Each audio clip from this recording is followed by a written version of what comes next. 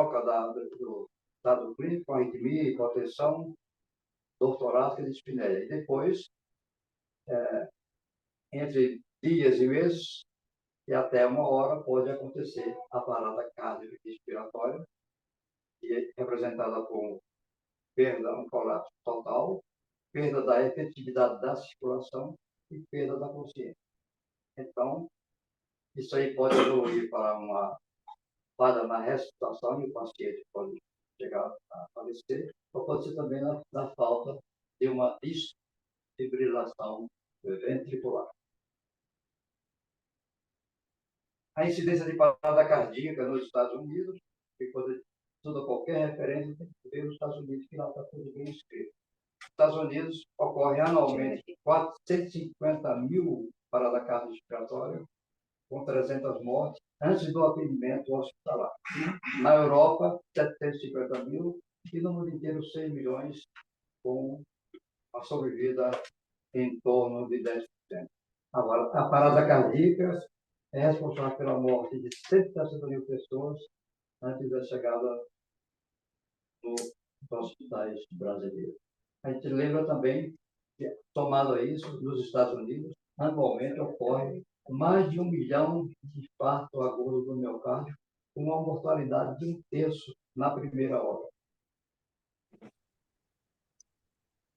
A magnitude da morte súbita nos Estados Unidos, sempre referência aí, comparando com 450 mil mortes súbitas de origem cardiológica, nós temos AVC de 160 mil, CA de pulmão, 157 mil,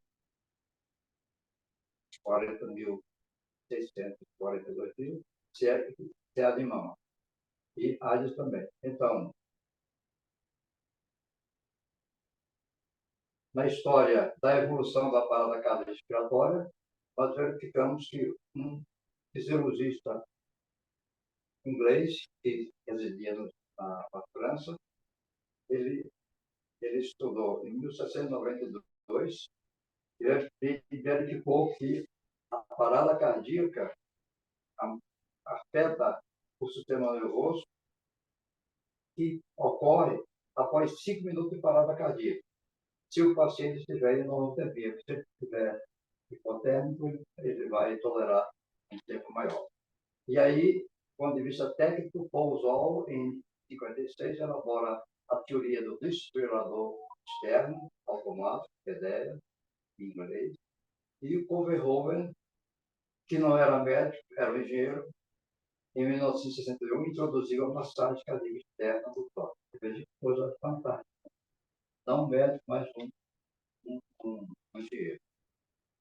E a grande novidade na abordagem da parada cardiorrespiratória é a presença do aplicativo Pulse Point Responde, que localiza a UDEA e local da parada cardíaca em Seattle, no estado de Washington, em King County, que é o condado de King County. Parada cardíaca respiratória, ela ocorre em fibrilação ventricular, que é a mais grave e frequente, taquicardia ventricular sem pulso, a sistolia, que a maioria você não consegue recuperar, e a atividade elétrica sem pulso, que pode apresentar um elétron praticamente normal, no entanto, o indivíduo está em parada cardiorrespiratória. E aí, de um modo geral, essas paradas cardiorrespiratórias, se você não tratar a causa da parada, não vai recuperar nenhum coração. Esse aqui, bastava mostrar isso aqui para vocês todos, é um estudo que está no seu Journal, de 352 pacientes que fizeram parada cardiorrespiratória fora do hospital. E aí, o que ele verificou? 220 parada cardíaca, com a tentativa de recuperar de 87, 40%, e uma sobrevida de 23%. Isso representa um pouco mais do que ocorre mesmo na América e em outros países. É a parte mais frequente, é a fibrilação ventricular. A taquicardia ventricular ocorreu 24, com 21 tentadas de recuperação e 88% recuperados. Você vê que na taquicardia ventricular é menos grave do que na fibrilação ventricular. Nos casos de bradicardia, sístole e parada cardíaca em atividade elétrica, sem pulso, 108 foram tentados 9% foram tentados, e um paciente sobreviveu. Então, é muito grave a bradicardia, a sístole, principalmente a PEA, que é a parada cardiorrespiratória sem atividade, com atividade elétrica, e que precisamos tratar, como eu vou mostrar para vocês no slide seguinte. Causa de AF, atividade elétrica sem pulso, você tem aí a hipovolemia, a hipóxia, a hipercalemia, a acidose metabólica, hipotermia, tamponamento cardíaco, trombolismo pulmonar, trombose coronária, pneumotórico hipertensivo e droga. Então, para tratar um tipo de parada cardíaca dessa atitude, aí vamos fugir de teatro, só pode ser tratado num ambiente hospitalar. Esse Overhover, que também não era médico, ele foi em 1951, ele introduziu no tratamento da parada cardiorrespiratória a massagem cardíaca externa, que foi uma evolução fantástica. Você faz a massagem cardíaca externa e geralmente nós que estamos fazendo a massagem pedimos a um auxiliar para verificar se ele encontra pulso na femoral. Porque se a massagem cardíaca externa não foi eficiente, não vai recuperar e também não aparecerá pulso nas artérias femorais, a não ser que o paciente seja sofredor de um release. Aí o fluxograma universal é isso. Está inconsciente, possível parada, não responde. E aí, você não responde, peça ajuda, peça desfibrilador, verifica a respiração, abrir a via aérea e sentir, ver e ouvir. E aí, se ele não responde, vamos partir para 2 ventilações lentas, verificar pulso, se ausente, compressões torácicas e monitor e desfibrilador. Sem pulso, continuar a recuperação cardiorrespiratória até que se consiga chegar ao socorro e recuperar o paciente. O diagnóstico do paciente não inspira, não há movimento, não atende à solicitação verbal, se tocado não responde, ausência de fluxos femorais, carotídeos e axilares, ausência de batimento cardíaco, palidez. Pode haver movimento respiratório no caso de um paciente que está com processo obstrutivo das vias aéreas superiores e esofagianas, e aí ele pode, se você usa a manobra de Henle, essa manobra de Henle é fundamental. E eu quero antecipar aqui que eu estava de plantão no Dr. Carlos Chagas, chegou um rapaz que estava jantando, inconsciente, cianótico, trazido por 4 amigos dele, e aí eu perguntei o que aconteceu, mas ele estava jantando e caiu. Então, nessa hora eu já tomei a decisão de não querer tomar o paciente. Eu ia complicar a vida dele. O que é que eu fiz? Eu tenho na sala ao lado, fiz uma traqueotomia. Quando eu quis introduzir a cânula, não entrou. Botei o dedo, tinha o processo obstrutivo, estava no entrou. E aí eu, com o próprio dedo, empurrei aquele corpo estranho, que era mais ou menos 30 gramas de carne que ele tinha reprodutido e não. E eu estava caminhando com uma parada cardíaca. Foi só com a traqueotomia. Então, a BCD primária, vias aéreas livres, elevação do peixe. Eu não quero ser respiração boca a boca, que hoje só se usa em crianças. A respiração boca a boca foi tirada da parada cardiorrespiratória, comprovado que a parada da massagem cardíaca para ventilar prejudica a recuperação do sistema nervoso. Então, a situação, massagem cardíaca externa, sem movimento por minuto, e eficiente, pesquisa de pulso arterial. E aí vem a salvação, é a desfibrilação com 200 joules. O joule é uma força, uma unidade de Newton de trabalho, força que é capaz de se opor a alguma força, segundo o possível. Talvez se deprivar essa aí, mas fase cardíaca, pouca roupa, que não faz mais. E aí, o que é importante é a desfibrilação. Então, é essa aí. 2 dedos acima do apartamento do cóccix, na mão direita, e sempre a direita do paciente. E ficar numa vertical. Não pode ter massagem cardíaca dessa maneira. Fazer de maneira vertical para sentir a resistência do tórax do paciente. Nas crianças, isso aí é uma massagem cardíaca. Tem. E aí, com vontade de salvar o paciente.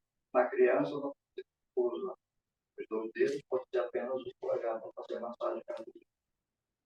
Microfone. Thank you.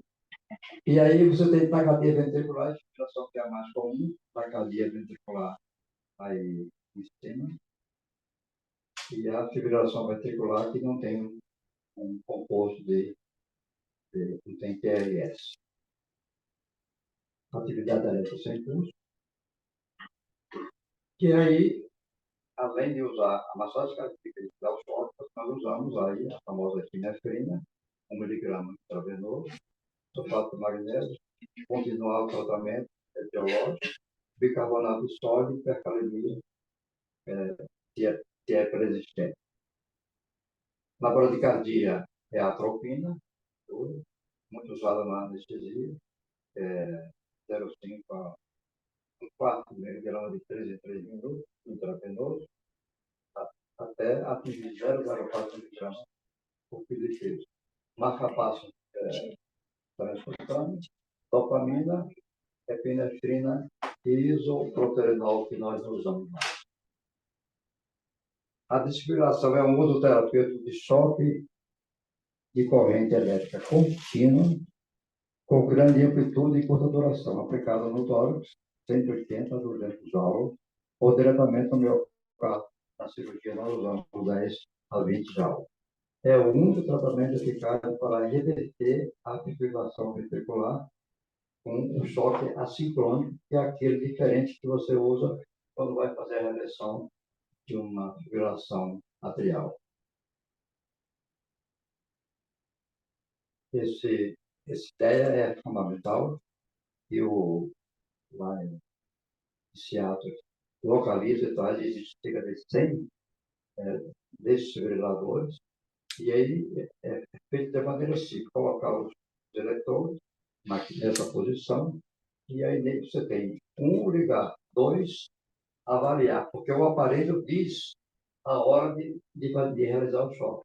Você não faz o choque vontade, você vê e o aparelho vai dizer, está na hora de efetuar o tratamento. Aí você dá o choque e aí repete o choque, com o cuidado de afastar as pessoas presentes para não receber choque elétrico. Qual a razão de ser precoce? Aproximadamente 50% dos pacientes sobrevivem após 5 minutos. A cada minuto, a chance de sobrevivência diminui 10%. Quer dizer, 10 minutos já está 10%, e aí já tem lesão cerebral. E a chegada do mundial da resposta ao socorro de urgência é de 6 a 10 minutos. Praticamente, quando chegar, já não tem mais chance de salvar o paciente. Aqui é importante verificar que existe anomalia naqueles canais de sódio e potássio de referência. E nós tivemos um sobrinho da família, que ele ficava no computador e de repente ele tinha ataque cardíaco, ele tinha doença de Wolff-Parkinson, claro. Também um cardiologista, ele fez diagnóstico da presença da do canal anômalo, que é do lado esquerdo e direito. Do lado esquerdo, ele chega no ventrículo antes de passar pelo feixe de risco. E aí tem duas batidas cardíacas e o paciente tem uma taquicardia supraventricular, 200, 250. E esse garoto, o que ele fazia? Ele, quando sentia isso, ia para um banho frio, ele, sem querer, fazia o overdrive e ele conseguia recuperar, melhorar a batida cardíaca dele. O Dr. Washington, foi chamado, ele fez a ablação na criança, no hospital silvestre, e esse garoto não estava no Brasil, ficou curado há mais de 20 anos com a ablação por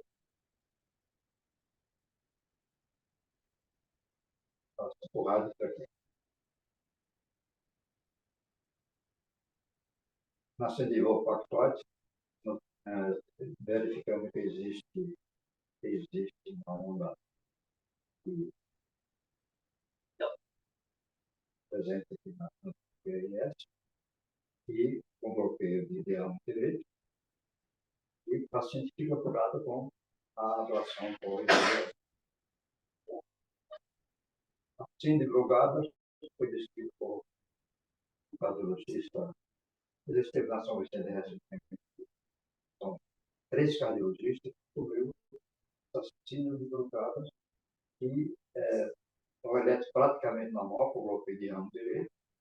O paciente é assintomático, ocorre em pessoas jovens e com uma mudança da temperatura, uma atividade física pequena, ele pode fazer uma fibrilação ventricular e tem que ser tratado, porque tem anomalia dos canais de sódio e potássio que foi referido. Se ele é constante, ele vai ser submetido a um implante de um desfibrilador no paciente, da maneira que se implanta o marca-passo. E aí, todas as vezes que o paciente tem uma fibrilação ventricular, uma arritmia grave, ele recebe um choque. E aí, esse aparelho tem a capacidade de dar até 100 choques durante a sua atividade. O que de longo que o já aí, é uma penelopatia hereditária ou adquirida, que dá aquela característica de uma específica do PT longo. Nas pessoas que têm PT longo, ele pode ter essa fibrilação ventricular e é tratado exatamente com a colocação de um desfibrilador interno a maneira de um marca-passo. E aí tem um relato de casos. Esse é um homem de 54 anos, em pós-operatório de revascularização do miocárdio, do Hospital Silvestre, fez parada cardíaca, não reverteu com a reanimação, caso respiratório inicial. Então, eu abri o tórax para fazer massagem cardíaca interna, e aí vi que as pontes foram realizadas para obstruídas. Abri as pontes, aspirei, coloquei a farina, e logo depois ele se recuperou. Essa recuperação durou 2 horas, mas o paciente estava no pós-operatório, estava entubado, então ele estava recebendo oxigenação plena e ele se recuperou. Era o paciente lá de Belém do Pará.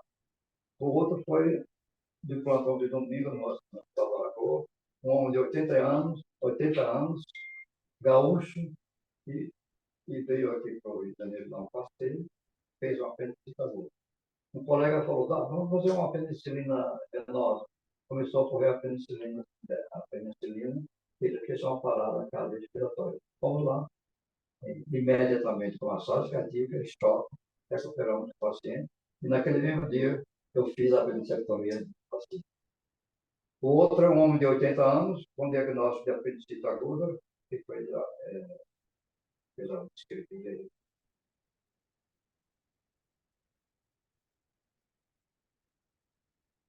Retelom canalopatia hereditária, que vai alterar os canais de sódio e potássio, como o paciente tem alterado esse QT-longo, ele chega depois e já acabou a ciclo cardíaco, e aí ele pode ter essa fibrilação ventricular. Nesses pacientes, eles vão receber um desfibrilador interno aplicado à maneira do smartphone. É porque tem que passar para frente. Mais para frente. Agora o próximo. E eu estava na praia de São Conrado, e aí passou uma mocinha e falou, ali um rapaz caiu na água e se afogou. Aí eu caminhando para lá. Chegando lá, estava um homem em decúbito lateral esquerdo, jovem, o outro fazendo boca a boca e um terceiro fazendo uma respiração. Aí eu tive que pedir licença e entrar e comecei a fazer a massagem cardíaca externa. Teve um momento que eu fui examinar, fizeram um americano, fui examinar a pupila, senti um pouquinho alterada, até falei para ele, there is no way out, but I will try to solve. Continuar a massagem cardíaca. Para minha alegria, depois de meia hora desse movimento, já estava chegando o socorro e o homem começou a esboçar o movimento.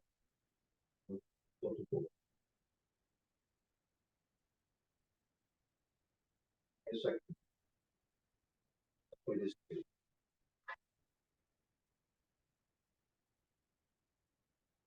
Isso aqui eu não descrevi ainda. Eu estava de plantão no Hospital Carlos Chagas, de sábado para domingo. Entrei na sala de emergência, tinha lá um garoto de 10 anos, gordinho, inconsciente. Eu fui examinar e a gente já sabe o que tem que fazer. Dissequei uma veia femoral dele, coloquei uma equipe toda, fiz o diagnóstico da grupo sanguíneo, comecei a fazer esse sangue nele, e era um traumatismo tóraco-abdominal, predominantemente mais à esquerda. Então eu pedi raio-x de tórax, bota no CTI que eu vou treinar o tórax.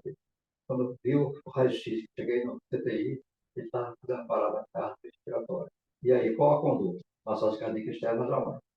Aí tive que abrir o tórax, e fui lá no coração, comecei a massagem cardíaca, ele estava em parada cardíaca, em atividade elétrica, havia bronquiolite, eu comecei a massagem cardíaca, e passou um colega nosso da urologia e falou, você só vai aqui dar sangue sob pressão. E aí, eu verifiquei que depois que eu recuperei o coração, tá batendo, verifiquei que tinha lesão no pulmão esquerdo. Não tinha lesão cardíaca, nunca abriu o pericárdio, não tinha lesão. E aí, eu, depois que recuperado, já tinha feito residência em cirurgia torácica, sabia operar pulmão. E aí, fui lá e fiz a lobectomia inferior esquerda com a língua. Retirei, mas mesmo naquela hora, ele fez mal hipotensão. Aí eu disse, eu me imaginei, está sangrando em outro lugar, além da perna que estava com fratura. E aí, prolonguei a incisão e o baço estava roto. Eu fiz uma esplanectomia e essa criança saiu com 24 dias de pós-operatório nessa parada cardíaca. A conduta na parada cardíaca, cuidado após a recuperação, a avaliação inicial, suporte a vida, suporte avançado, cuidado após a ressuscitação, que o Fernando falou isso, suporte avançado. Recomendações de UCOL, compressão torácica depois de 2 ventilações. A primeira ventilações são necessárias.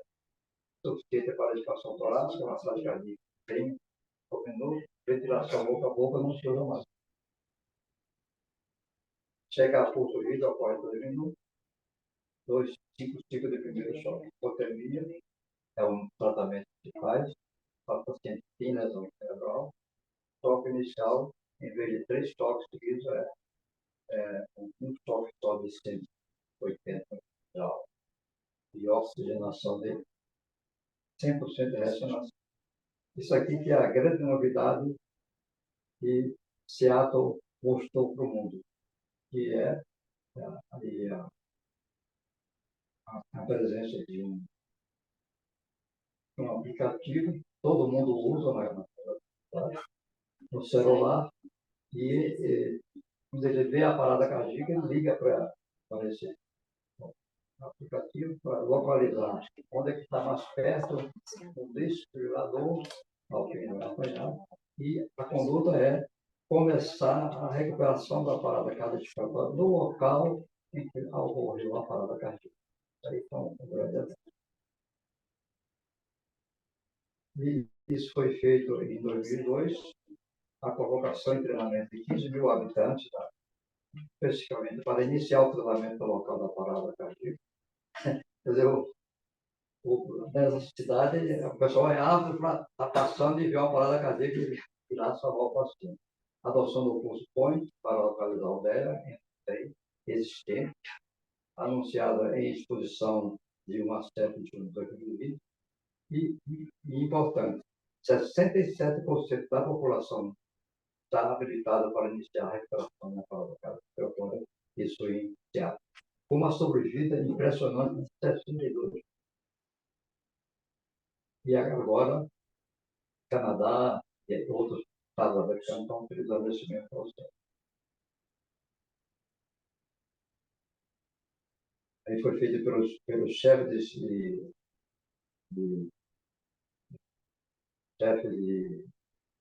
corpo de bombeiro e essa fundação aí para utilizar esse aplicativo. Cada casa de fator aplicativo Ponte Responde é importante no teatro, alertar o transeunte. Há nos Estados Unidos da América atualmente, isso evoluiu, em Miami também. 4.400 comunidades já seguindo o princípio da cidade de Seattle. Uma rede de ação. A cidade tem 3 milhões de pessoas. E, com conclusão, espero que não estou. A introdução do aplicativo Pulse Point, que localiza o DEA em Seattle, buscando o local da parada cardíaca, início de recuperação no próprio local para o bairro estende, para a pessoa que presenciou a parada cardíaca, onde há 67% da população está habilitada para proceder esse procedimento. Na parada cardíaca tem atividade elétrica em curso, temos que tratar as causas, senão o paciente não sobreviverá. Por terminar, a DEA fará o diagnóstico, sem depender da aula. É isso. Eu acho que vocês já estavam preocupados.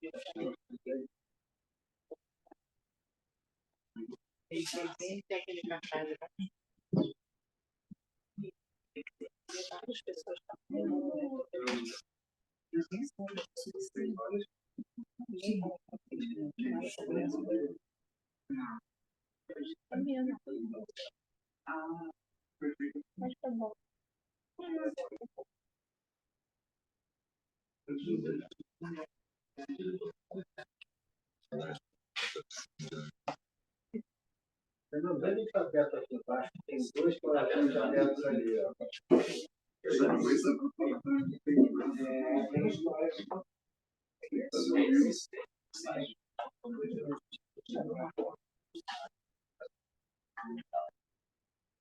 Boa tarde a todos. Queria agradecer ao doutor João por ter convidado para participar dessa palestra com ele. É uma honra muito grande. Ele apresentou de maneira brilhante.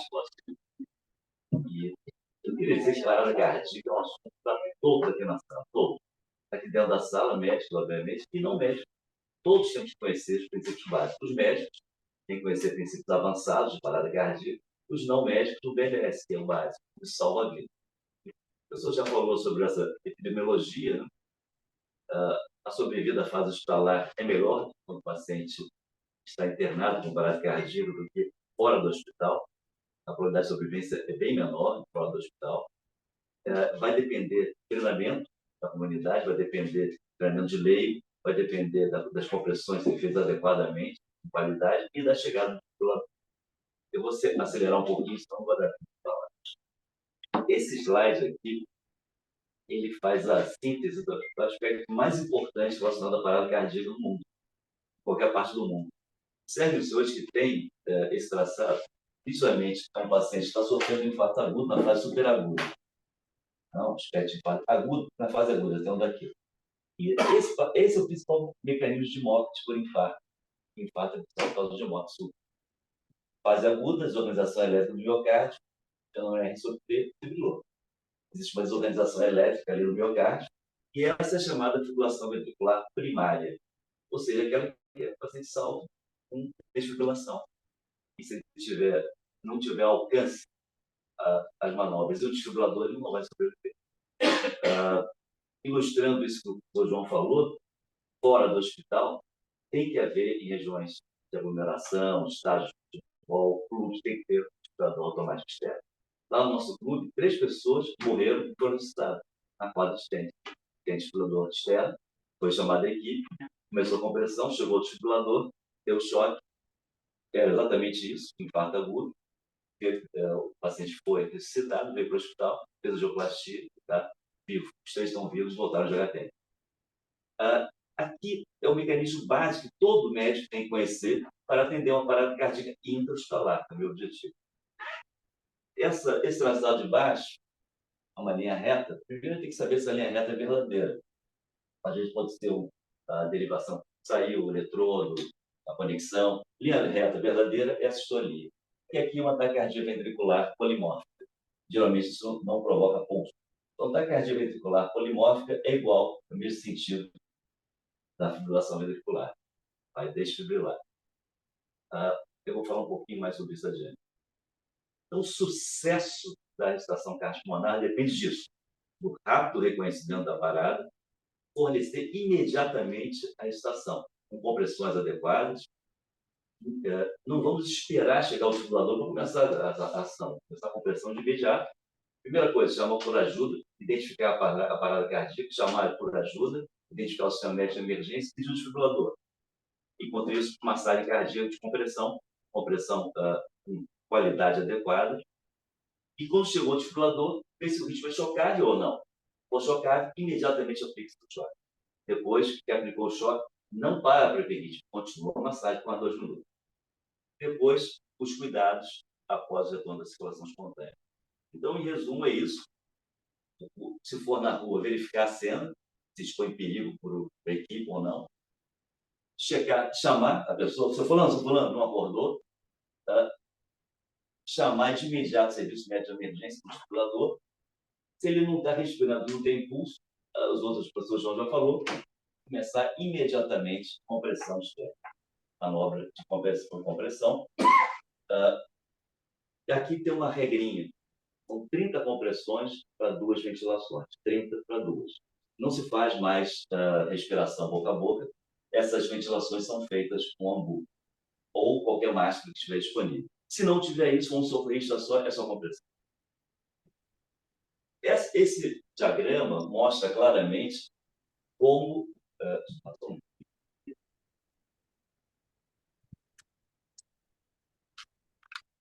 é feita a estação no ambiente hospitalar. Observe, tem que ter aquele que faz a compressão, o compressor, aquele que faz a desfibrilação, que cuida da monitoração, aquele que cuida da via aérea, aquele que cronometra todas essas ações, aquele que administra as medicações e o líder do grupo, o líder que dá todas as ordens, que coordena isso tudo. Então, observe, e existe uma alternância de quem comprime e quem está na desfibrilação. A cada 2 minutos tem que haver um revezamento, senão entra em fadiga. Então, a primeira coisa, como falei, é chamar pelo paciente, se não responsivo, verifique respiração e pulso simultaneamente, para não perder tempo. Não pode ultrapassar 10 segundos essa verificação. E, não tendo pulso, aciona o serviço de emergência e pede o desfibrilador antes de começar, inicia imediatamente após as compressões. Isso é que salva a vida. O profissional sozinho, como eu falei, ele inicia compressões, nada de querer ventilar sozinho, vai comprimir, fazer as compressões. 2 profissionais, que é aquele esquema de compressões e ventilação, 30 compressões e 2 ventilações. O que é a compressão adequada? Tem a técnica de compressão, tem que deprimir o externo 5 centímetros e, uma coisa importante, o externo tem que voltar passivamente, nada de debruçar sobre o tórax do paciente depois de comprimir. Comprimiu, deixa recolher e volta.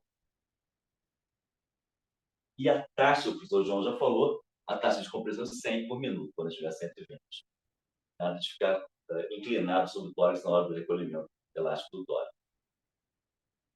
A fração de compressão tem que ser 60%, que é o tempo nas compressões dividido pelo tempo total. Pelo menos 60%. A via aérea tem que ser desobstruída. Observem aqui nessa figura, o paciente está desacordado, em parada cardíaca, a base da língua está comprida, está obstruindo as vias aéreas superiores. Essa manobra é muito simples que faz a descompressão. Tem inclinação da cabeça e elevação do queixo. Inclina a cabeça, levanta o queixo, desobstrui, a língua sai. Se o paciente tiver sido vítima de um traumatismo raquimedular, evitar a extensão da cabeça e a sua anteriorização da mandíbula, conforme está exposto ali. Mas, no mesmo traumatismo raquimedular, se você não conseguir expor a via aérea, vai ter que inclinar a cabeça para embora. Aqui é o que eu havia falado. Ventilação com um socorrista é a técnica do C. A técnica do C o que é? Polegar e indicador fazendo um C na máscara. E os outros 3 dedos na mandíbula, elevando a mandíbula para abrir as vias aéreas. E a outra mão vai fazer a insuflação de oxigênio, de ar com oxigênio enriquecido. Se tem 2 socorristas, esse socorrista aqui vai fazer um C com as 2 mãos, polegar e indicador, os outros dedos fazem a elevação da mandíbula, enquanto o outro faz a insuflação da bolsa com ar. Essa insuflação da bolsa não pode ser intempestiva, tem que ser lenta, cada 1 segundo, com calma, e não pode ser com volume total, tem que ser aproximadamente metade, 500 a 600 mililitros, senão faz uma overdistensão, superextensão dos pulmões. Então, isso que eu falei, lembrar isso, 30 compressões para 2 ventilações, que é o básico do paciente sem via aérea avançada. Faz uma pausa das compressões, quando chegou o momento das 30, interrompe rapidamente, não pode passar 5 segundos, 2 ventilações. 30, interrompeu, 2 ventilações. Então, pausa menor que 5 segundos. No momento que o paciente já tem uma via aérea avançada, você botou um tubo laríngeo ou uma máscara laríngea, ou entubou o paciente, aí sim, você vai fazer uma ventilação a cada 6 segundos, ou 10 por minuto, lentamente, e independente das compressões. Aí, as compressões serão contínuas, não mais interrompem, com via aérea avançada. Então, a diferença, sem via aérea avançada, só com a máscara, 30 para 2. Com via aérea avançada, vai fazer, independente das compressões contínuas, e uma ventilação a cada 6 segundos. Essa técnica de ressuscitação básica é que salva. Uma técnica interessante, chegou o intervalo entre as desfibrilações, já carrega o aparelho outra vez, para não perder tempo. A desfibrilação, quando chegou o aparelho, a vítima está acordada, não está monitorada, monitora. Bom, chegou aqui, ele vai monitorar, você vai avaliar o ritmo. Se tiver um ritmo chocado, vai chocar. Mas de que maneira? De preferência, as ondas de pulso bifásicas. Esses 2 tipos de desfibrilador, monofásico ou bifásico, em 2 fases, corrente elétrica. Esse é um pouco melhor. Principalmente para destacar arritmias. O choque único é preferível. Então, esse é um conceito interessante que data lá no final dos anos 90. É muito melhor você dar uma carga mais próxima do máximo, dar um choque só, em vez de dar choques menores progressivos. Isso leva mais injúria miocárdia.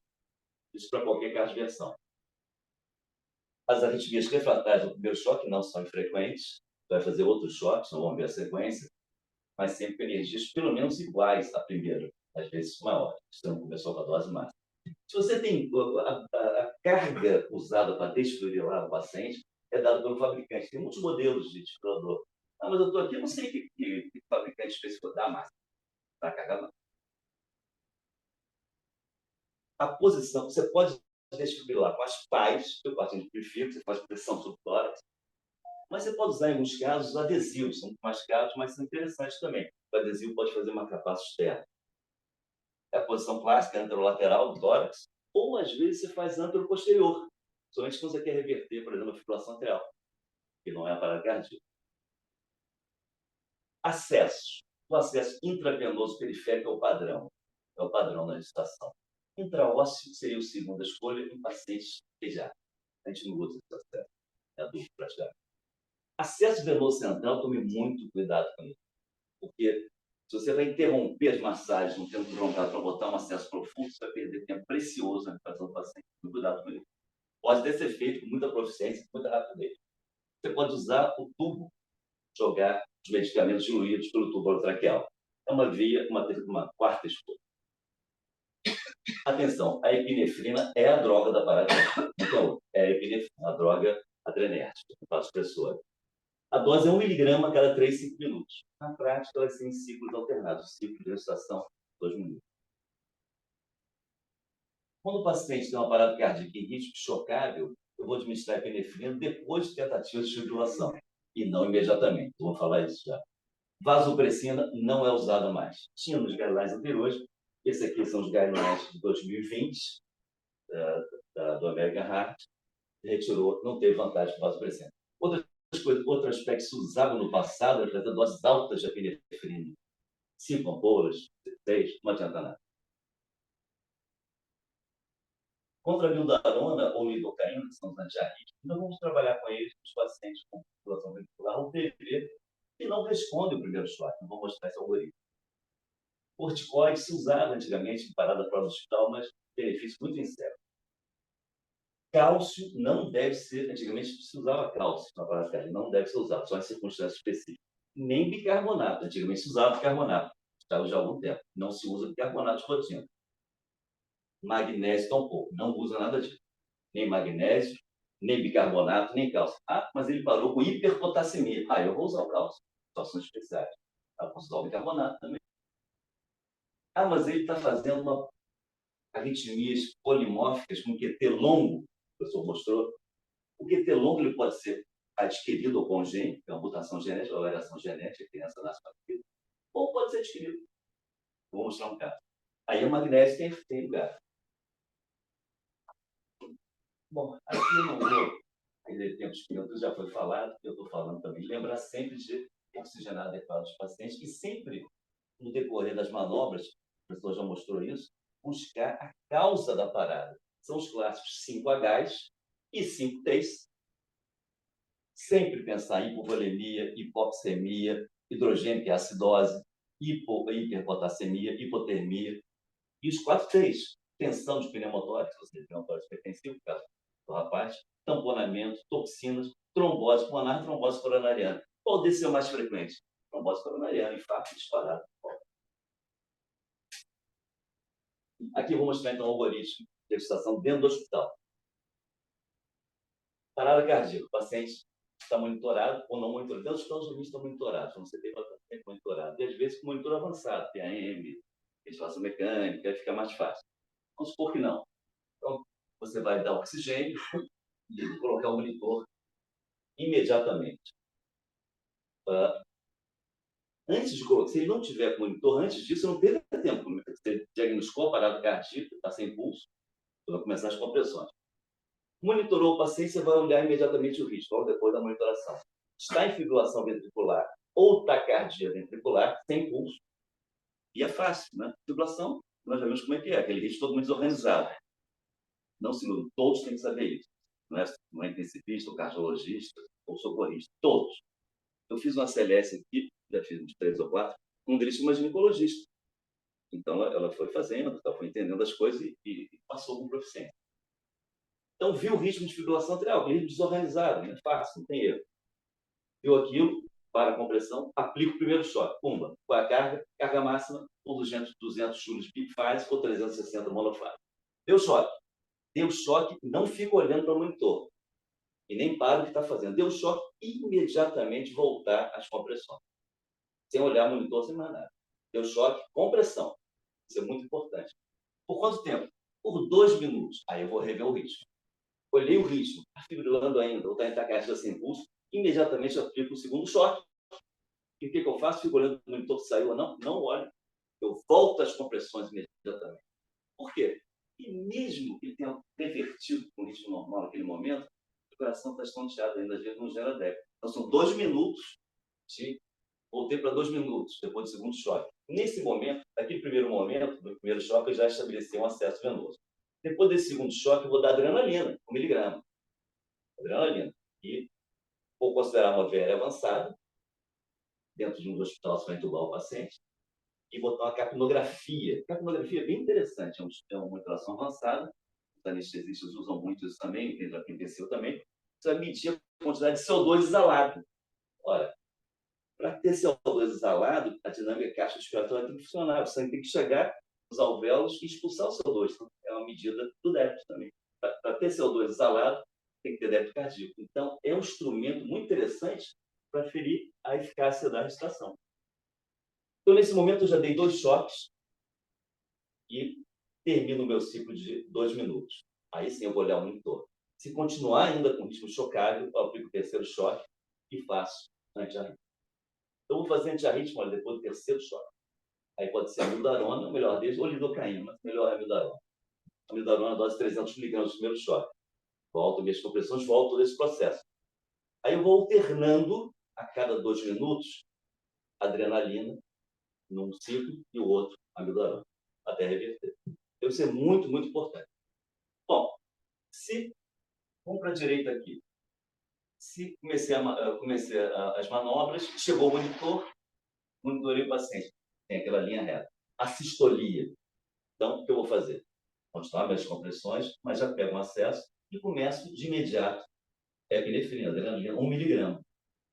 E já considero aqui uma via aérea avançada. 2 minutos de manobra, chego no final dos 2 minutos, olha o ritmo. Continua no ritmo em sistolia, ou atividade elétrica sem pulso, a mesma coisa. Aí eu continuo as manobras, só vou fazer adrenalina em ciclos alternados. Quero mais 2 minutos para fazer. Neste momento, eu vou pensar nessas causas reversíveis. Porque se tiver alguma delas, eu posso tentar reverter. Se tiver um pneumotórax hipertensivo, eu posso botar um dreno, botar um gel que salva a vida do paciente. Não precisa ser um cirurgião, cansei de drenar pneumotórax com gel. Tem até um dispositivo da CUR que você coloca um dreno percutâneo, o principal causa aqui é infarto, mas tem que ver se tem hipovolemia, hipoxemia, acidose, alterações eletrolíticas, etc. Tamponamento. Se for uma parada cardíaca após uma cirurgia cardíaca nas primeiras horas, a chance de tamponamento é muito elevada. Então, essa mensagem, imediatamente após a estimulação, reiniciar as compressões, ao invés de interromper para verificar isso. Eu vou verificar isso depois de 2 minutos de manobra. Sempre usar suplementação de oxigênio na maior fração inspirada possível que tiver.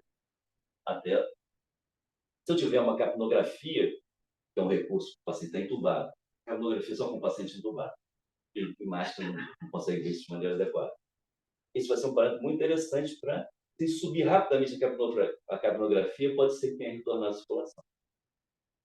A gasometria durante as manobras é em certo valor. PAM, se tiver monitorado no CTI, você vai ver que voltou a pressão. Vamos ver aqui. Esse é um paciente em parada cardíaca que tem colocado um capnógrafo. É um dispositivo que fica ali no tubo para medir o CO2. Aqui o gráfico aqui tem 10, 20, 37. Se tiver menor que 10 milímetros de mercúrio, a manobra não está boa. Tem que comprimir mais. Aqui eu melhorei a manobra, foi acima de 10, continuou todos aqueles esforços, e aqui foi acima de 40, voltou a circulação espontânea. A capnografia é de muita utilidade.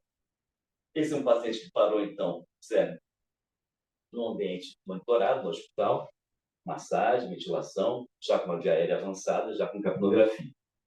Então, observe aqui, no início dos esforços, a PAM, está bem demonstrado no gráfico, aqui é a pressão diastólica, esse histórico, aqui esse zero. Menor que 20. Menor que 20, massagem ruim. Então, menor que 20 de diastólica, massagem não está boa, não está de qualidade, melhorar as compressões.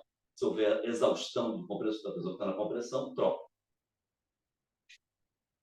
e aqui a capnografia mostrando menor que 10 milímetros de mercúrio. Melhorou a qualidade, subiu a pressão diastólica para 40 e subiu a capnografia também. Quando termino de fazer os esforços, bom, existe um certo algoritmo que mostra prognóstico. O professor já falou, o professor João falou. A parada cardíaca não teve nenhuma assistência, não teve uma testemunha, não teve recitação por essa testemunha, não teve. Você está trabalhando, meia hora, não tem retorno de circulação espontânea, não foi administrado choque previamente. Todos são parâmetros, péssimo prognóstico.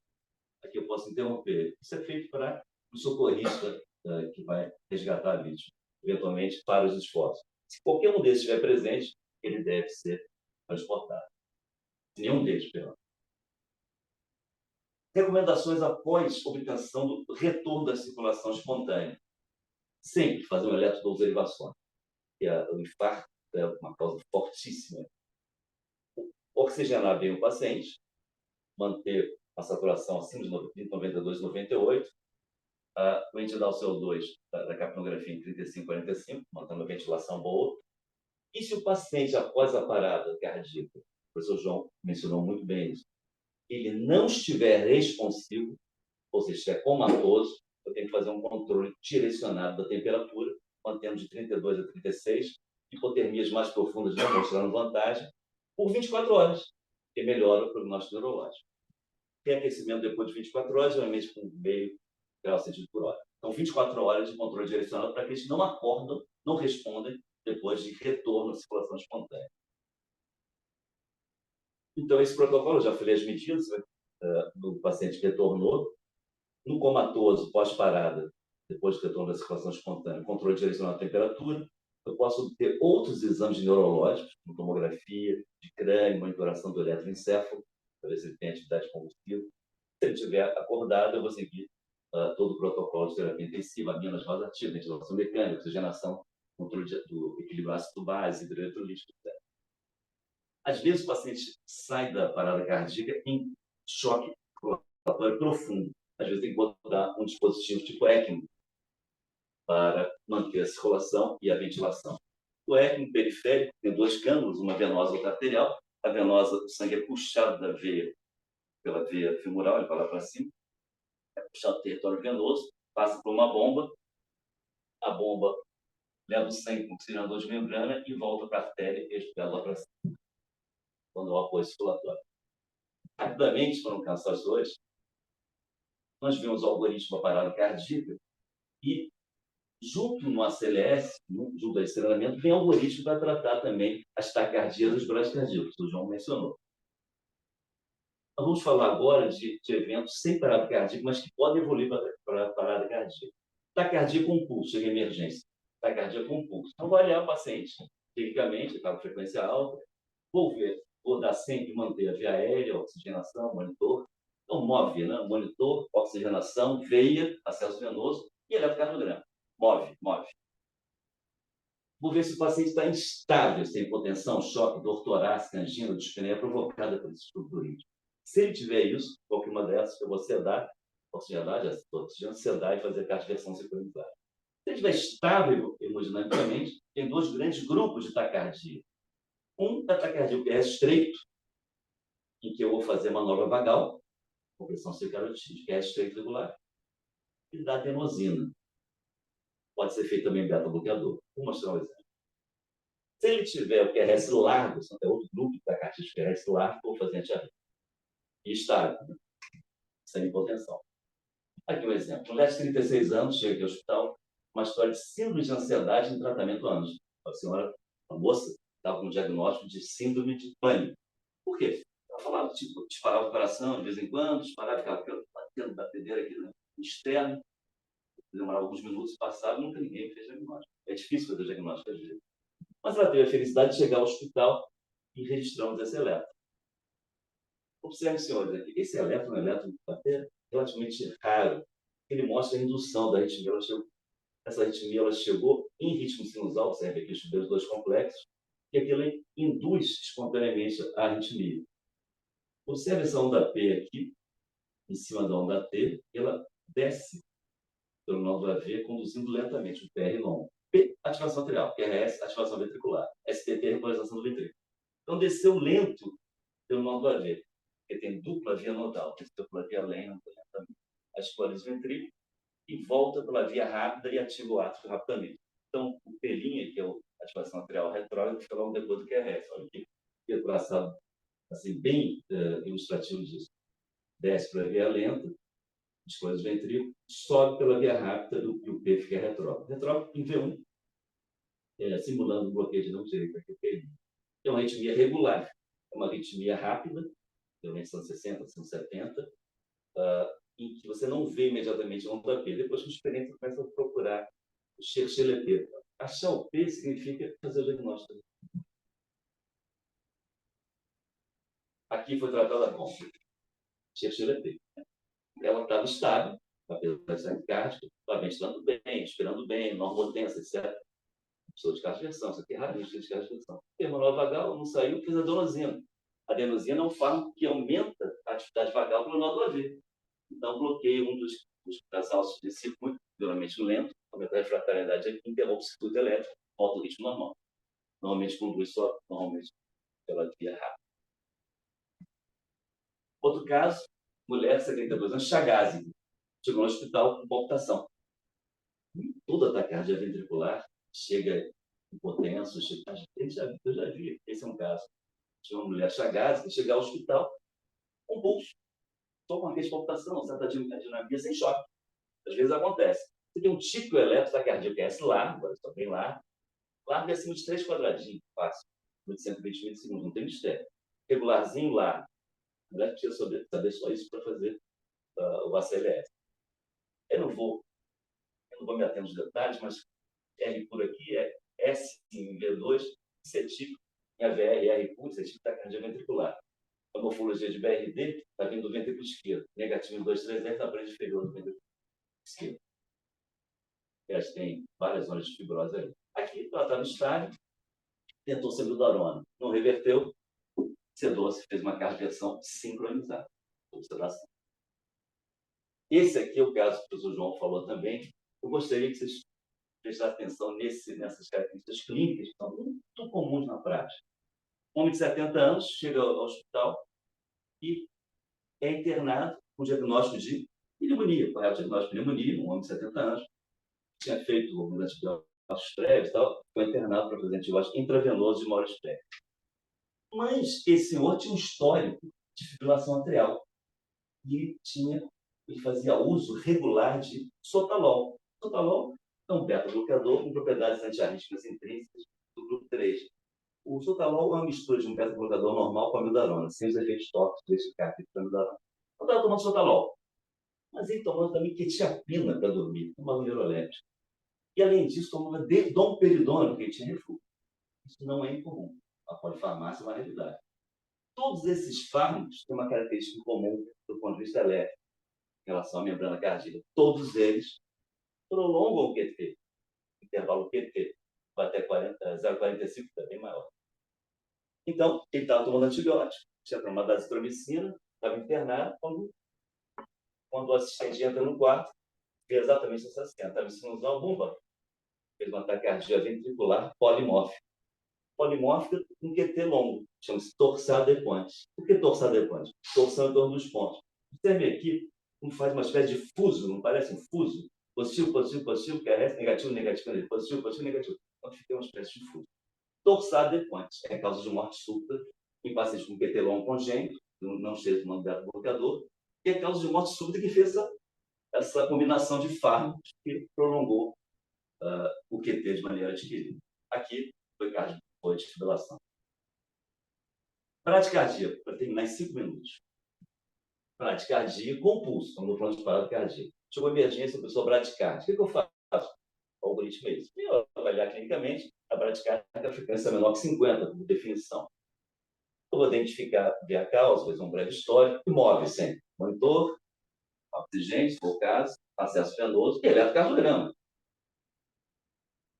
E sempre, esse distúrbio do ritmo está provocando distúrbios hemodinâmicos, hipotensão, choque, está provocando angina de peito, está provocando dispneia. Se isso tudo for positivo, eu vou tratar. Se for negativo, se é uma bradicardia assintomática, eu posso observar, monitorar. Mas se houver distúrbio hemodinâmico, eu vou tratar de imediato. Como se trata a bradicardia sintomática?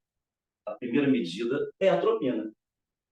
A atropina tem que ser 1 miligrama. Eu corrigi aqui, 1 miligrama. São 4 ampolas. Antigamente fazia duas, hoje são 4. Só tem um efeito paradoxal com 2 ampolas. E repete a cada 3 a 5 minutos, no máximo 3 miligramas. Faz 1 miligrama, 4 ampolas. Tem ampola de 0,5 também, 2 ampolas de 0,5. Fez a atropina. Respondeu, ótimo, vou recuperar a causa e tal. Não respondeu, eu posso ter 3 medidas possíveis. Eu posso fazer estimulação elétrica transcutânea. Essa é a melhor solução. Você põe aquelas pás do desfibrilador. Esses monitores modernos têm várias funções. Desfibrilação, cardioversão sincronizada e estímulo elétrico, marca-passo externo. Eu ponho as pás do desfibrilador, posso botar anterolateral, posso botar anterolateral clássico e vou aumentando a intensidade até haver captura com uma frequência atualmente acima da frequência do paciente para capturar. Essa é a melhor. Eu posso, só que isso nem todo lugar tem disponível. Se tiver uma emergência sem isso, eu posso botar um dripping de adrenalina, que tem um efeito taquicardante muito grande, ou de dopamina. Então, a velha dopamina não tem função. Vamos ver esse caso aqui. Mais 2 casinhos para terminar. Essa senhora de 88 anos foi admitida aqui com episódio 5. 5 do tipo liga e desliga. O que é liga e desliga? É aquela que não tem pródromo. Questão de fotonta, quando levantou, desligou e acordou. Sugere muito origem cardiogênica. Esse é um traçado típico de síncope de origem cardiogênica elétrica. Observe, senhores, que RS é o que? Ativação ventricular. Frequência lenta, estamos 30 aqui, frequência. Então, bradicardia. Observe a onda P, XLP. Olha o P aqui, olha o P aqui. Olha aqui em cima da onda P. Olha para cá. Olha aqui dentro. Olha aqui, olha aqui. Olha aqui. Não tem nenhuma... A frequência atrial é rápida. A frequência atrial está quase 90, 80. Muito maior que a frequência ventricular. E tem um padrão totalmente de ativação independente do ventrículo. Bloqueio atrioventricular de terceiro grau. 4 bateu lá em cima, 80 de frequência, e o ventrículo 30 lá embaixo. Por quê? Porque o caminho elétrico entre atos foi interrompido. Bloqueio atrioventricular de terceiro grau, sintomático. Ela foi com um provisório, depois botou um definitivo. Outro caso. 83 anos, uma mulher também, ela chegou com uma queixa de dispneia de esforço. Cansaço, dispneia, não conseguiu fazer as atividades habituais dela. Chegou no hospital, o eletro matou igual de cara. Aliás, eletro, eu queria até fazer um resgate ao eletro. O eletro deve ser muito valorizado. É uma ferramenta de baixa sensibilidade, ou seja, se o eletro estiver normal, não quer dizer que não tenha doença. Obviamente, eu vou pedir outros exames, às vezes, outras avaliações para sensibilizar mais. Mas o eletro é uma ferramenta de altíssima especificidade. Quando ele tem uma alteração, é aquilo mesmo. E algumas coisas como essas que eu mostrei para vocês, por exemplo, isso, QT longo, brugada, não tem ressonância, não tem nenhum exame que mostre. É só eletro. O eletro é uma ferramenta simples, barata e de grande gradice. O algoritmo é o seguinte, que o ecocardiograma, hoje em dia o eco é até portátil, pode botar no consultório no celular. É muito importante para ver morfologia. A imagem não é, para ver o simples, não é tão difícil. Fazer que é um pouco mais difícil pelos cortes. O eletro é fácil fazer, o técnico faz, mas a interpretação é mais complexa. Não estou desmerecendo o eco, não, porque o eco tem interpretações muito complexas, mas o beabá não é difícil. O que tem aqui? Observe que tem uma pausa. Tem uma pausa entre a ativação ventricular e o QRS? Tem. Toda vez que houver uma pausa, eu vou XLP. Olha o P aqui precedendo a pausa. Ter um P precedendo a pausa é um bloqueio atrioventricular, pelo menos de segundo grau. Aí eu vou medir a pausa, o PR pós-pausa. PR pós-pausa fixo, esse é o mais grave. PAV, segundo grau, tipo 2, MOPS 2. Esse leva a sistolia súbita. Vou botar uma capa fácil. Se os senhores virem esse traçado, uma pausa, P precedendo, e o PR é fixo, pode mandar botar uma capa fácil, mais exame mesmo. Porque isso vai levar a sistolia. Mesmo que esteja tomando remédios, os remédios não provocam um MOPS 2. Isso mostra um estudo de condição infra-risco importante. Diferente desse aqui. Olha como o eletro é importante, a clínica, junto com essa eletro, a clínica com eletro. Homem jovem, assintomático, frequentador de academia, reclamava, né? E ele foi procurar assistência médica na emergência. Ele achou que eu olhava lá o aplicativo de frequência cardíaca dele e vi que tinha frequência lenta, às vezes tivesse pausa. Eu olhei o olhar dele. O olhar dele é bem interessante. Tem pausa aqui, ó, depois e tem um P precedente. Então, já sei que tem um BAV, bloqueio auricular de segundo grau, porque falta um batimento. Lembra do terceiro, não tem conexão. O segundo, falta um batimento. Eu tenho que ver se esse é tipo 1 ou tipo 2. Sempre, se você olhar devagar, com cuidado, vamos ver que esse segmento, esse intervalo PR está aumentando progressivamente. E tem um P, depois da pausa, o PR como encurta. O primeiro batimento pós-pausa sinusal, pós-pausa, não sinusal pós-pausa, vai ver, é o primeiro do ciclo. Ele vai, o tipo 1, ou vênquila, é aquele que a condução é decremental, ele vai com uma dificuldade progressiva de conduzir. Então, vai aumentando o PR, aumentando, até que tem a pausa. E o primeiro do ciclo encurta, é mais curtinho. Então, sempre tiver uma pausa, com o P precedendo, e o PR pós-pausa for menor que o pré-pausa, é BAV, segundo grau, tipo 1, ou vênquila. Isso aí pode ser totalmente benigno. O atleta tem isso dormindo, tem isso até acordado, às vezes. Faz parte do coração de atleta. Isso. Às vezes não tem indicação nenhuma de para fazer exercício, desfaz. E foi o caso, né? Todos acabaram. Então, mensagens finais. O leigo, ao reconhecer uma parada cardíaca, deve acionar imediatamente o sistema de resposta emergente. Ou seja, chamar para o socorro. Gritar para o socorro e pedir o desfibrilador. Em vários locais tem desfibrilador. Maracanã, clubes.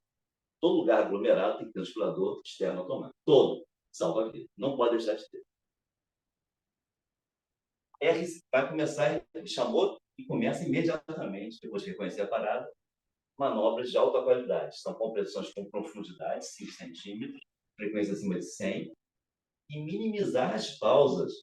Quando chegou o desfibrilador, chegou o monitor com o desfibrilador, alguém está colocando aqui, eu estou continuando a massagear. Quando eu olho para o ritmo, eu vi que é fibrilação ventricular. Aí eu vou dar o choque. Eu vou interromper e dar o choque. No hospital, a gente não usa DEA. Tem que dizer, cara, tem intensivo, né? Ele não vai usar o DEA, ele demora aquilo lá. Ele faz a interpretação do ritmo. Lá fora, na rua, num clube, no Maracanã, vai ser o leigo que vai atuar. Ele não vai saber discernir o que é fibrilação, o que é chocável, o que não é. Então, o próprio sistema, o próprio algoritmo do monitor, ele reconhece que aquilo é um ritmo chocável, FV ou TV sem pulso. Aí ele vai aplicar o choque. É muito simples o DEA. Vamos tirar aquele equipamento, tem lá dois adesivos, colocar anterolateral, apertar o botão. Acabou. Ele vai dizer o que fazer. Só ficar ouvindo com calma, não desesperar. Ele vai falar, vai continuar comprimindo, daqui a pouco ele vai dizer, afaste do paciente, vai afastar. Ele já leu, e ele vai aplicar o choque. Tem uns que aplicam direto, eu só apertar o botãozinho, apertar. Acabou. Você aperta o botãozinho, dá cara, aí você continua a massagem. Então, desfibrilação precoce. Situações específicas são diferentes com manejos específicos. O doutor João já falou. Cirurgia cardíaca é pior. Massagem interna. Essa abertura, eu trabalhei muito em pós-operatório de cirurgia cardíaca lá na sala de cardiologia, muitos anos. Essa abertura de tórax é meio, tem que tomar um cuidado daqueles fios de aço. Tem a pele sendo furada para ver. Se o não estiver perto, ele faz, senão a gente faz. Eletrólitos. Parou com o hiperrenal crônico, parou de dialisar, ficou 3 dias sem dialisar, tomou água de coco, meu banana, chegou aqui, botasse lá em cima. Parou. Esse eu vou abrir uma exceção. Esse eu vou fazer cálcio, esse eu vou fazer bicarbonato. Então, isso não se faz. Para tratar a hiperpotência. Gravidez é uma questão complexa. Tem 2 vidas, tem que fazer uma cesárea, tem que dar um serviço obstétrico, fazer uma cesárea no mês parado. Então, tem que ter toda a estrutura obstétrica. E depois do retorno à circulação espontânea, eu tenho que ver se o paciente está com o quê? Fulano, ele está respondendo. Está respondendo, ó. Se não estiver respondendo, estiver comatoso, nós vamos chamar o professor Aquiles, que ele vai tratar do paciente por fio neurológico. Vai pedir tomografia, pedir monitorar a coleta inicial e vai fazer o controle direcionado de temperatura por 24 horas. Isso melhora muito o prognóstico neurológico. Esse prognóstico vai depender do tempo que a gente começou a manobra, o tempo que ele ficou parado sem assistência, se foi de qualidade, as compressões foram de qualidade, se ventilou adequadamente, se fez o protocolo de medicação adequado, se desfilou. Então, nesse momento, fazer o controle de temperatura se ele não responder. Então, é isso que dá um panorama geral para à nossa disposição. Obrigado.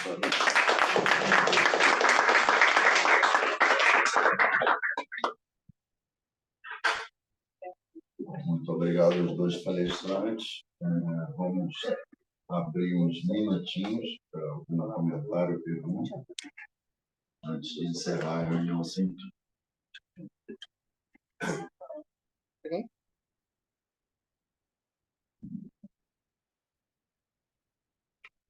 Bom, parabenizar os dois palestrantes, o doutor Fernando, pelas excelentes palestras, aprendemos muito, né?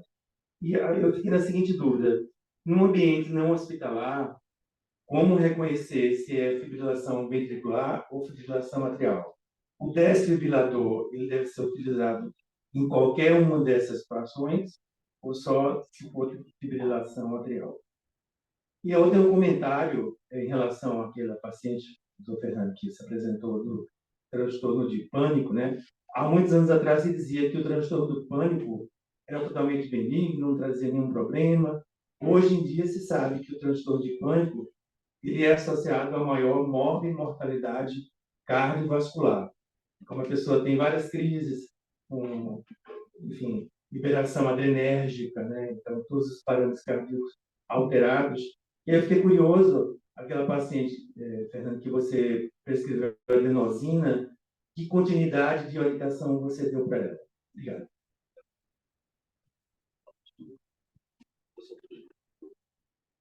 Obrigado pela pergunta, excelentes perguntas. Se estiver fora do ambiente hospitalar, a primeira coisa é seguir esse protocolo.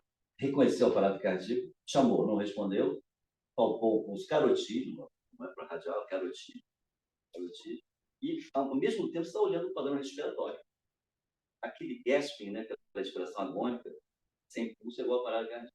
Então, viu o pulso e viu a respiração. Você fez o diagnóstico da parada cardíaca. Diagnosticado, você vai começar, já chamou para o socorro e pediu o desfibrilador. Vai imediatamente começar as compressões adequadas, de qualidade, compressão de 5 centímetros externos, recolhimento passivo, não debruçar no tórax se não estiver recolhendo, a manobra não se faz adequada, na torácica. E não se preocupar com ventilação, se tiver você sozinho, você vai comprimir. Chegou a pessoa, chegou a ajuda, esse ajuda vai ser, não vai ventilar nesse momento, vai botar um monitor, você vai olhar para o ritmo. E ritmo desorganizado, como eu mostrei que é fibrilação ventricular, você vai desfibrilar imediatamente e desfibrilou, volta a compressão, até chegar à emergência. Se fizer isso, vai salvar a vida do paciente em grande parte. Fibrilação atrial é uma arritmia, de modo geral, muito mais benigna, vamos dizer assim. É raro levar parada cardíaca. É muito raro. É um ritmo estável. Tem pessoas que vivem a vida toda com fibrilação atrial depois de certa idade. A gente só controla a resposta, anticoagulante. O ar está fibrilando. Quando os atos fibrilam, ele não consegue ter uma atividade elétrica totalmente ordenada, organizada, fibrilando. Se colocar um catéter no ar, quando estiver fibrilando, tem 500 batimentos ali. Mas esses 500 não são transmitidos por ventrículo. A natureza dotou o nódulo AV de um filtro elétrico. Esse filtro elétrico, desses 500 de lado A, vão passar o quê? Vão passar, chamamos de acelerar 160, 170, e às vezes menos. Então, você vai tratar agudamente a fibrilação atrial, com cardioversão, que entra no protocolo ali de QRS estreito, se ele estiver em estágio. Então, fibrilação atrial com hipotensão, com angina, com insuficiência cardíaca, aí você vai preparar para ter cardioversão de imediato. Se tiver estágio, não, você vai seguir o protocolo de tratamento de fibrilação atrial. Sua preocupação inicial vai ser o controle da resposta ventricular, por exemplo, os beta-indicador injetável, e anticoagular. Porque a fibrilação, os atos não contraem, então o foco pode formar o quê? Coágulos dentro da auriculeta esquerda. O coágulo, quando volta ao ritmo normal, expulsa para o ventrículo esquerdo, a aorta, e vamos chamar do toraquídeo, que pode provocar um AVC cardioembólico. Então, a anticoagulação é um capítulo importante também. Então, fibrilação atrial, vamos colocar um ritmo mais estável, mais benigno. Fibrilação ventricular, ventricular não gera pulso, não gera débito, é igual a parada cardíaca. Ou taquicardia ventricular sem. Do pânico. É importante verificar o seguinte, que no ambiente hospitalar é uma maneira que o cardiologista ele se depara com um lastro de informações que é importante para conduzir bem o paciente com a parada cardiorrespiratória. E a fibrilação atrial, quando ela é aguda, ela é tratada quando o paciente chega no hospital e você trata aí a fibrilação atrial com drogas que vai acabar com a fibrilação atrial. É diferente da fibrilação atrial crônica e aquela em que o paciente é crônica e ele pode, com a fibrilação atrial, ele desenvolver trombos no ato esquerdo. E aí, nesse caso, você precisa de fazer um ecocardiograma para verificar se ele tem trombo, e se você vai vai reverter, você pode conduzir a embolia arterial. Se o paciente tiver um CIA, vai direto para o sistema nervoso. E aí, quando se trata de uma parada cardiorrespiratória fora do hospital, aí o DEA ele é fundamental, porque ele é um desfibrilador inteligente, que você só faz, liga o desfibrilador, 2 analisa e ele manda dar o choque ou não. Dar o choque com o DEA. Foi feita aquela moça, ela saiu com beta-bloqueador, fazendo farmacológico padrão para o problema nodal, e depois ela fez uma ablação. Ela fez uma ablação com catéter livre da retina. E o pânico também. Bom, foi excelente. É um tema maravilhoso. Todos nós, como médicos, já fomos chamados na rua, na praia, no avião. E quem trabalha no hospital, né, nós trabalhamos em emergência, a gente sabe como é que é. Então, se deixar, provavelmente a gente vai se estender aqui à tarde, ou até, de repente, pensar num simpósio para a gente fazer uma discussão sobre esse tema, porque são coisas assim, extremamente importantes. Parabéns, doutor João de Ju, parabéns, doutor. Foi uma maravilhosa sessão. Felizmente, pelo adiantar da hora, eu vou agradecer a presença de todos. Vamos fazer uma nossa foto aqui. Por favor, André vai fazer essa foto para todos nós. E vamos encerrar nossa sessão agradecendo a presença de todos e as ilustres palestras. Tá? Muito obrigada.